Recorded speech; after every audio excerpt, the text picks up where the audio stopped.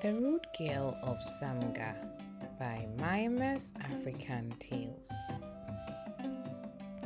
In the heart of bustling town of Zamgah, where the narrow streets burst with the energy of the market, lived a teenager named Ya. Ya, a spirited and headstrong girl, often found herself at odds with traditions and expectations of the close-knit community. Whilst growing up, Ya had been pampered as she was the only child. This made her disrespect her elders and friends sometimes. Zamgah, with its vibrant colors and the aroma of spices wafting through the air, was a town steeped in tradition and respect for elders. The community prided itself on the bonds forged over generations, where stories of wisdom and kindness were passed down like treasured heirlooms. As Ya and Sadia strolled through the market, their laughter echoed against the narrow walls. The marketplace was alive with the sounds of haggling, the vibrant colors of fruits and fabrics, and the occasional chime of a bicycle bell. The sun cast a warm glow on the scene, creating an illusion of harmony. One sunny day, Ya was sent on an errand to the market to get foodstuff. She passed by her friend Sadia's house to get her to accompany her to the market. On their way, the girls encountered an old lady sitting on a weathered wooden stool. Her name was Nanama, a revered figure in Zamgah known for her wisdom and kindness.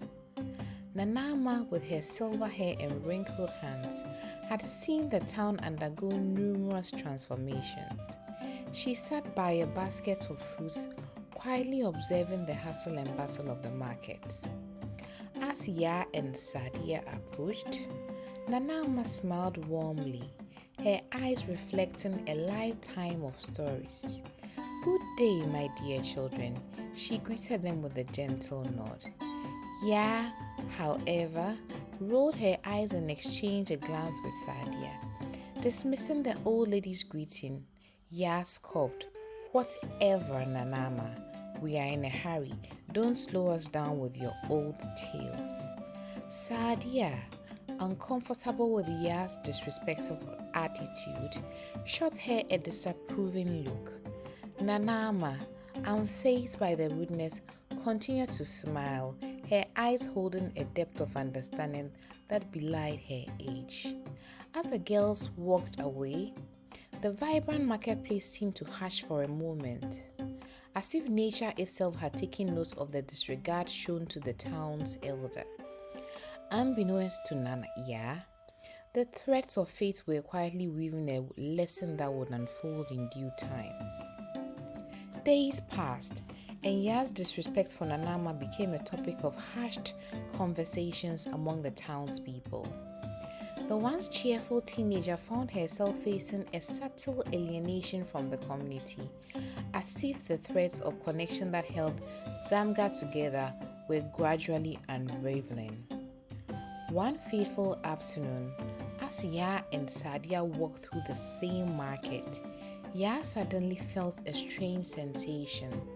The vibrant colors of the marketplace started to blur, and the once familiar sounds of vendors and customers became distant echoes. Panic set in as Ya realized she could no longer see. Sadia, shocked and concerned, guided Ya to a nearby bench. The bustling market, now a cacophony of indistinct sounds, became a disorienting maze for the newly blinded teenager. Sadia, torn between empathy and the consequences of her friend's actions, tried to comfort Ya. "I can't see anything, Sadia. What's happening?" Ya cried out, her voice trembling with fear. Sadia, though torn, couldn't ignore the irony of the situation.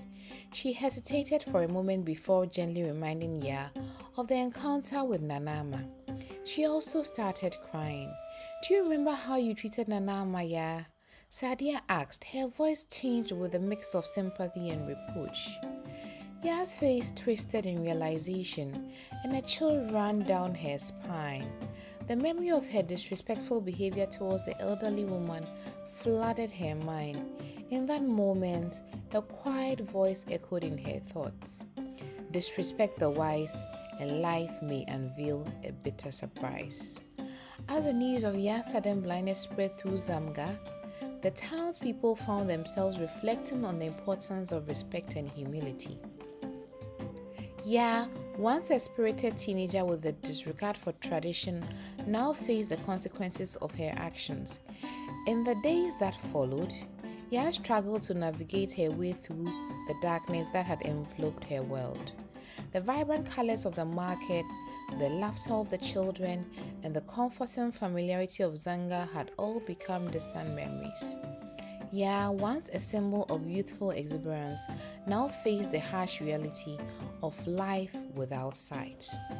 Despite the initial shock and whispers of the townspeople, Nanama approached Ya with a kindness that surpassed the boundaries of resentment. She offered a helping hand, providing guidance and sharing stories of her own experience with blindness.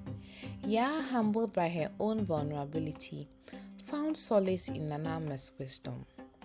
As the days turned into weeks, Ya began to adapt to her new reality. With the support of Nanama and the kindness of the community, she learned to navigate the world using her other senses.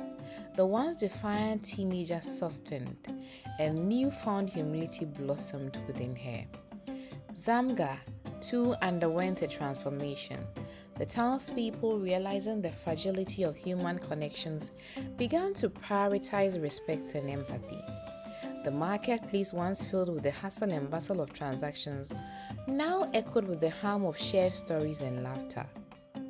Ya's story became a poignant reminder for Zamgah, a parable etched in the collective memory of the town.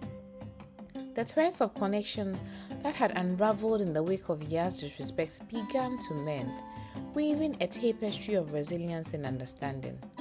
One day, as Ya sat with Nanama, she whispered a heartfelt apology. "I am sorry, Nanama, for my disrespectful behavior. I never understood the value of your wisdom until now." Nanama, with a forgiving smile, replied, "Life has a way of teaching us lessons, my dear. It is never too late to learn and grow. Remember, humility opens the door to wisdom."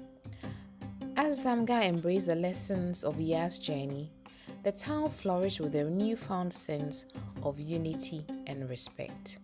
An old priest visited Zamgah one day during their cultural celebrations.